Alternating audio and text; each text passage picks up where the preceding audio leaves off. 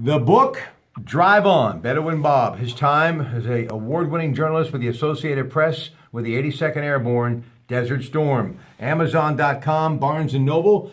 And he is going to be with us all week, saluting veterans everywhere, including on our broadcast Monday from the American Legion Post 580 in Monaca in the 1 o'clock hour after his appearance at the parade in Elizabeth, Pennsylvania. But right now, he is at Fort Bragg for All America. He is on the AT&T Newsmakers line. Bob, it's great to have you here at Legacy Studios. Tell the folks why this is such a special event you're attending. Well, this is I'm at Fort Bragg in Fayetteville, North Carolina right now. It's the 100th anniversary of the founding of the division. But every year during All American Week, anybody who ever served in the 82nd Airborne, any paratrooper is welcomed back for the week, treated like royalty, welcomed home to reconnect with an Army division that has as much tradition as any military organization you can imagine, and it just drips with history. When you see that the street signs at Fort Bragg are named Ardennes or Bastogne, or it just reaches back through history and connects generations. People who basically had one mission throughout 100 years, and that's to take the fight to America's enemies. These are the fighters. If a guy will jump out of an airplane, he's going to fight. And these are the people who are out there on that front line and protecting us and our rights and defending our country and the country that holds their families. So it's just humbling and quite an honor to be part of all this. I saw a chilling photo earlier today, and I'm sure you're aware of it. 7,000 boots displayed, saluting the 7,000 soldiers who have died in Afghanistan and Iraq. If that doesn't really make you wonder why we do not do more for veterans, I don't know what does or will, Bob. Oh, absolutely. And, I went to, there's a memorial right outside one of the dining facilities, the Chow Hall here, for 7 combat engineers, airborne, who were killed in action in Iraq during Desert Storm, and I went through the same town they did. They rolled in behind me, and they were killed, and it just goes to show you the randomness of this, of what war is. But I wanted to go there and remember them and to say, we were chewing some of the same dirt.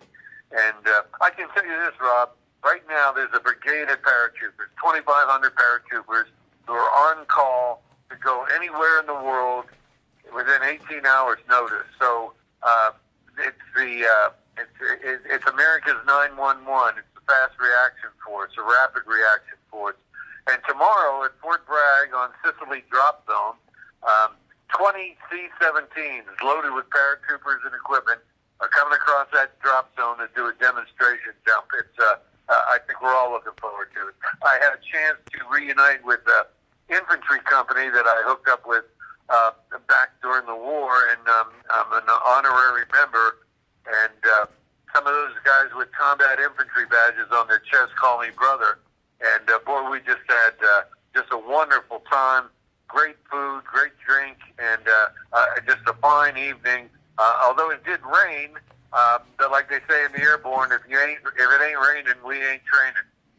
All right, now look, I have the book in my hand, as you, as the audience on Facebook and YouTube can see, Drive On, the Uncensored War of Bedouin Bob and the All-Americans. He will be back with us coming up, talking about the Vietnam War, also talking about World War II and World War I as we count down to Memorial Day in our broadcast at the American Legion Post 580 in Monaca. They've got a great VFW Post 66 here. Many of my friends, and the late Danny Smith, a Vietnam veteran, George College, he too a late Vietnam veteran. Just goes on and on and on. Steve Haniotti, one of the first to die in Vietnam from this part of the country, buried at Riverview Cemetery. Frank Dawson, my good friend, and I have made that trip many times to a very unbelievable site at that wonderful cemetery that does so much on Memorial Day and throughout the year to pay tribute to veterans on St. Clair Avenue, talking about Riverview Cemetery, an American Legion here in East Liverpool as well, too. But Bob, if you can, I'm just going to throw a couple of chapter titles out and give us a real short synopsis on what you were writing about in them. The first chapter is Into the Unknown. Tell us about that. Well, anytime you get the call and you get that tap on your shoulder, say, hey, we want you to go here to cover a war, to fight a war. The uncertainty starts the minute your plane leaves the ground, that you really don't know what's on the other end, and you got to be ready for everything. And uncertainty is the worst part because you're away from home, you're away from your comfort zone. You're in a foreign country where the customs are completely different. It could be more different than the United States, and especially in a desert where you miss the natural beauty that surrounds you, the green, the rolling hills, the chirping of birds, the insects singing at night. All that's gone. It's just completely different. And every day that you're there, it's like walking on eggshells. You never know what's going to happen next, and you never know if it's going to be the last day. Drive On, the name of the book. You see it here, available at Amazon.com and also Barnes & Noble's. The chapter Giving Thanks. What was that about, Bob? Spent Thanksgiving, the most American of holidays. Spend it in an Islamic kingdom where they don't have, the bounty that defines America. But if you go to a field kitchen where the chefs are, cooking pound after pound after pound of turkey, ride it in a truck out to the desert to a company of Marines who take off their boonie hats and bow their heads and sing, God bless America, it'll bring a tear to your eye. I can say this, that nobody appreciates America as much as Marines, soldiers, sailors, airmen who are deployed overseas and are away from some of these fine traditions. Of course, they did have a touch football game between the Marine women and the Navy nurses, which sort of like was a good morale boost. Hey, Bob, tell the folks, also joining me on Monday, along with Congressman Keith Rothfuss, will be Tony Accomando, Friends of Da Nang and Life-Changing Service Dogs. Tell the folks about Tony Accomando. Oh, hey, listen, Tony Accomando is just a real flesh and blood American hero. Why don't we just use the term?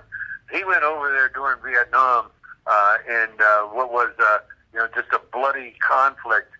Did his duty as a young man, but you know what? Years later, he returned to that same area, and instead of death and destruction, they were building schools for the Vietnamese. So he saw war at its most cruel, at its most savage, and yet when he was older, he returned and helped rebuild that country. It's just an amazing cycle that he went through. I have utmost respect for Tony.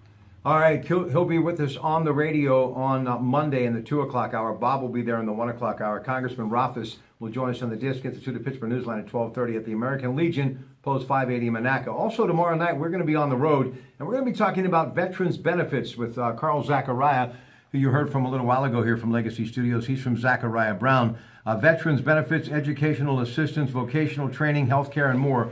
That is tomorrow night. Bob Dvorak and I back throughout rest of the week talking about Vietnam, talking about World War II and World War I as we salute Americans veterans this Memorial Day weekend.